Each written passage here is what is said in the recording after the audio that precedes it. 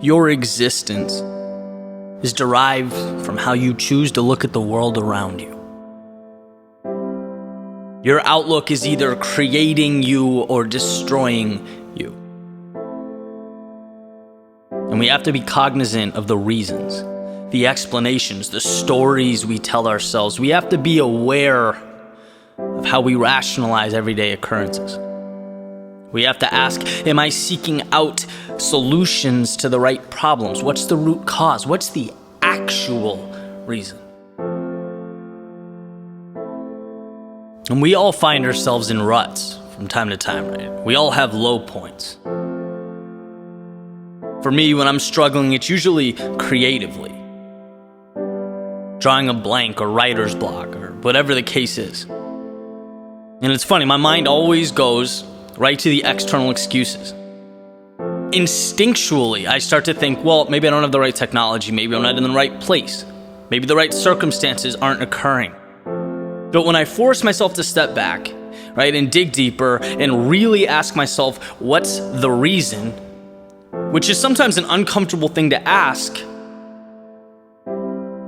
I always come to the same conclusion. It's not the camera in my hands or the recording software or the mic. It's simply the temporary disappearance of self-belief. Temporarily, I forget that I can make magic, that I can change the world with what I have right now, and so can you. That is the actual reason, but I have to peel back the surface. Because the truth is, if you don't have a good story to tell, a $10,000 camera is not going to help you. You gotta learn what captivates, what inspires. Learn how to articulate your thoughts and ideas. Learn how to bring what's in your mind to life. See, people wanna put Band-Aids on bullet wounds, and that's not going to fix a thing. An interesting thing people come to me with, they're building brands, creating social platforms, building businesses online, which is great because it means exposure, but it also means you're susceptible to negativity and criticism and haters. And how particularly initially, it's emotionally taxing seeing that stuff, right? Seeing people criticize your creativity. And they come to resent the comments. They come to resent that interaction. But again, I always go to what is the reason? And I ask because if you don't go deep, if you don't find the root cause, you don't fix a problem. The problem is not the 53-year-old in his mother's basement trashing your work or your ability. He has nothing to do with this. The problem, when you're really honest, is confidence. It's the ability to understand that a life of no risk or criticism is a life of very little reward.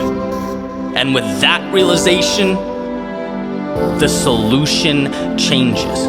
It's not what can I do to avoid the criticism, it's how can I stay true to myself and have that be enough, where I can rise above chatter, where I can be indifferent to naysayers, because look, expectations don't matter. What matters is your happiness. What matters is your progress. So fix that. We spend a lot of time adjusting our sails, worried about catching the right breeze, getting the logistics right, when there's a hole in the center of the boat that's taking in water. Let's find out where that is. Let's fix that. Figure out what the actual area of improvement is. What's the actual reason for not being where you want to be? And sometimes it's hard, sometimes it's humbling, but guess what? It creates the long-term solution. Last year was one of the most challenging of my life. Spread very thin, trying to do a lot, write speeches, give keynotes, capture video, create music, make marketing content, to the point where I just felt lost for a while. And an easy escape, right? The way I rationalized it was, well, you feel like this just because you're doing too much, right? It's a great thing, you're ambitious. No, that's a mask.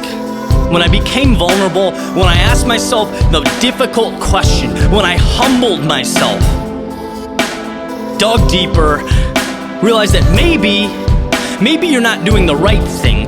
Maybe you're doing more of what you already know, because recreating yourself is absolutely terrifying, because you need to take that next step, and subconsciously, you don't want to. You're scared to. Now I know what to address, right?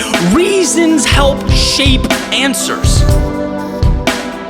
It's not more and more and more of what's been done, but it's reshaping your life, not once or twice or 3 times, but constantly. That creates bigger targets. That changes things.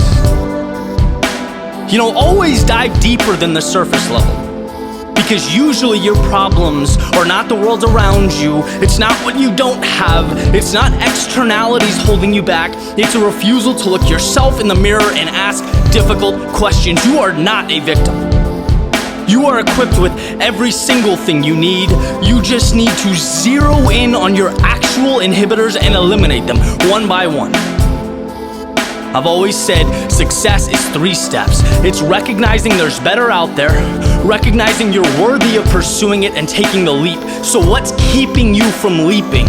What's keeping you grounded? It's not money, it's not tech, it's not where you started, it's your mindset.